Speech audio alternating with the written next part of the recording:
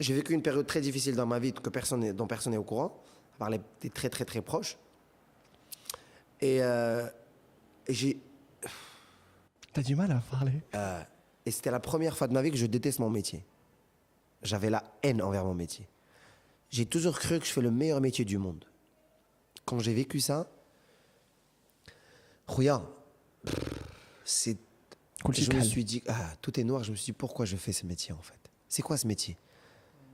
J'ai vécu la pire période de ma vie en fait. Je jouais toute la semaine à Paris. Toute la semaine. Tous les jours de la semaine, j'avais un spectacle. Et tous les jours de la semaine, j'avais la haine. J'avais la haine envers moi, envers tout le monde, envers le monde. Et à l'intérieur, j'ai envie d'exploser, frérot. Mais je dois faire mon métier. Parce que mon métier, c'est ça. Et là, je commence à dire, mais pourquoi je suis pas resté dans la comptabilité, dans la finance? J'avais un bureau, je pouvais m'enfermer, je pouvais pleurer à l'aise. Là, je dois faire semblant que je suis heureux, mais je suis pas heureux. Et c'est une période très compliquée. Et j'étais perdu. T'as pensé à arrêter? Wallah, j'ai pensé à arrêter. J'ai pensé à arrêter. J'ai désactivé d'Instagram, frérot. J'ai travaillé toute ma vie pour Instagram. Je l'ai désactivé. J'ai arrêté les contrats. J'ai annulé des contrats. J'ai dit, ça y est, j'arrête. J'ai pensé vraiment à arrêter ce métier, frérot. J'étais pas bien. La vie, incroyable. Wallah, la vie, c'est incroyable. J'étais pas bien. Parce que ce que j'avais, c'était pas tu peux pas le toucher. Quand tu as mal à la tête, tu prends un Doliprane, ça y est. Je demandais à Dieu une maladie pour que je me fasse oublier ça. Parce que ça, t'as pas la main dessus. C'est un truc que tu contrôles pas. Et c'est là où tu comprends, quand on était jeunes, on disait à nos parents, on veut l'argent. Et Nef et les parents ils disaient, nous, on veut la paix. Et toi, tu disais, quelle paix? Et là, tu comprends, je suis arrivé à ce stade où j'ai compris cette phrase. Où j'ai dit, Dieu, je veux rien. Tout le reste, je peux m'en occuper. Mais juste ça, s'il te plaît, aide-moi. Et c'était compliqué. J'arrive à Casa, je suis un ami, il habite là, pas loin.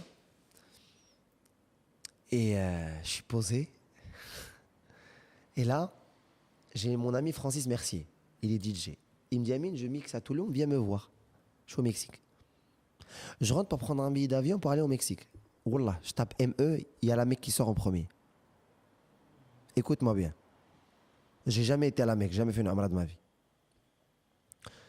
J'appuie, je réserve, je me retrouve à réserver un billet. Mon pote, il était dans la chambre, il sort. Il me dit, alors, t'as réservé? Je dis, ouais, je vais à la Mecque. Il me dit, quoi? De Touloum à la Mecque. De Touloum à la Mecque, frère. Wallah, c'est une dinguerie quand j'arrive.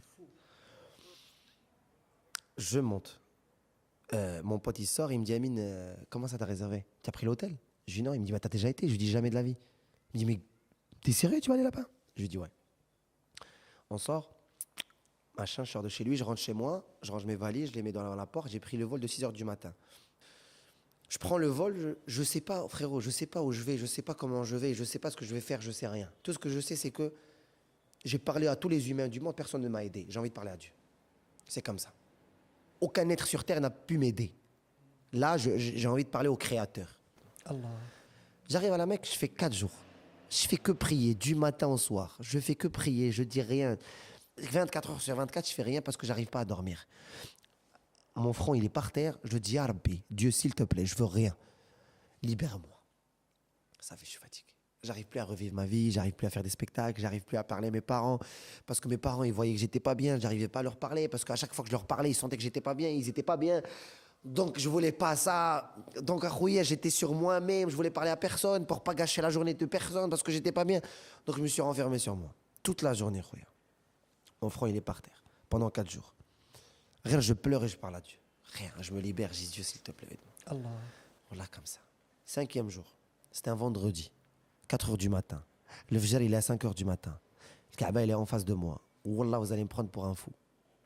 Wallah, vous allez dire, Ada, il est pas normal. Mais moi, je l'ai vécu, mon frérot.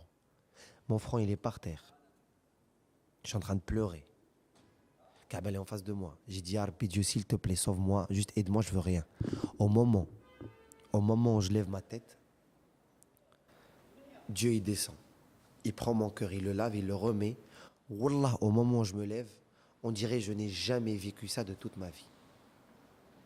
On dirait je ne suis jamais passé par cette période de ma vie. On dirait je n'ai jamais vécu un mal de ma vie.